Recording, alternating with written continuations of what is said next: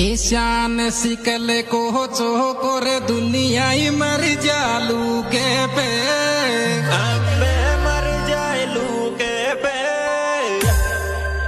छागो के रोडी को सीता रोइन सेटा फेसबुक पे